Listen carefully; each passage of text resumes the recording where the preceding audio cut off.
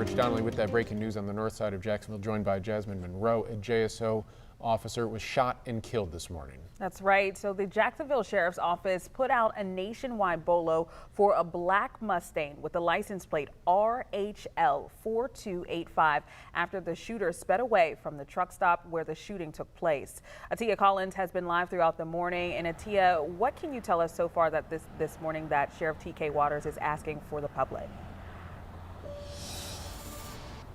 Yeah, Jasmine, there, like you said, nationwide manhunt. Everybody is looking for this suspect, and Sheriff TK Waters is asking the community to keep an eye out, but to consider the suspect armed and dangerous, as he did shoot and kill a JSO correctional officer. Now, I do want to show you this picture of the suspect. You can see him there pointing a gun in the direction of the correctional officer. You can also see a woman who was with the suspect at the time of the shooting. And then again, that black car, that black Mustang that police are looking for. We know that it has North Carolina plates and that the license plate, like you said, Jasmine, is RHL 4285. It was last seen northbound heading towards Nassau County. Again, there is a multi-agency search for this vehicle and that suspect. Now, I do want to show you the scene here. This is Love's truck stop on the north side of Jacksonville. You can see behind me, crime tape still up, and there are still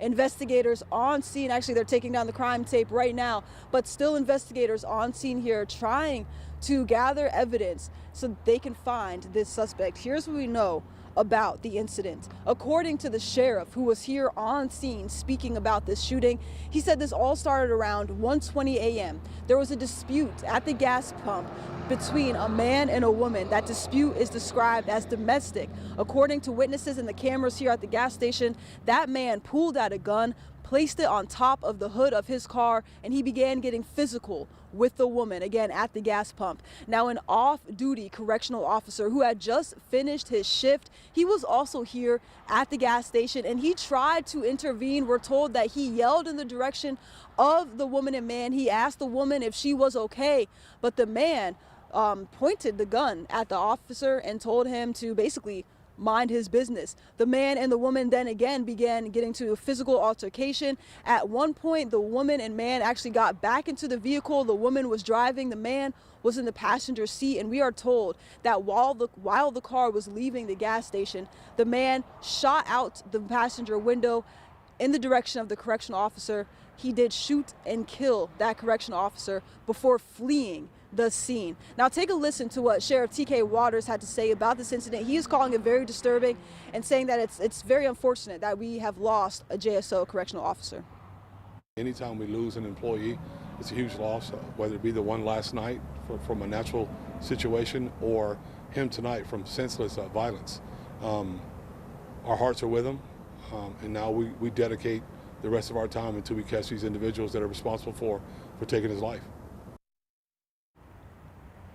And here's what we know about that correctional officer. We know his name, Brad McNew. He had been with the department for about 24 years. Sheriff TK Waters calling his service to the community exemplary, saying that he joined 24 years ago. He wanted to make a difference in his community, and that's what he was trying to do right here at this gas station when he was shot and killed. Again, we're looking for that suspect. I'm just going to show you the picture because we want to get this out as many times as possible. We're looking for this suspect, and we're looking for that black Mustang that has North Carolina plates and that was last seen in Nassau County. I'm going to toss it back to you in the studio, reporting Atia Collins, First Coast News, on your side.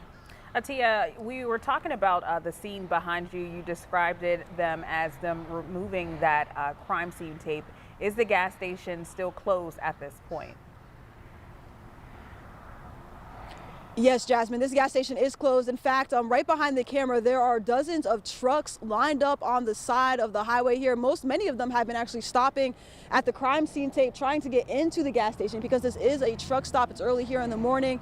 So right now it is still closed, but you can see behind me, there is some movement going on and they have removed that crime scene tape. We'll be here on scene throughout the morning, so we will be able to keep you updated as to when this gas station is still open, Jasmine, or is open, Jasmine. All right, Atia, thank you. Atia, thank you very much.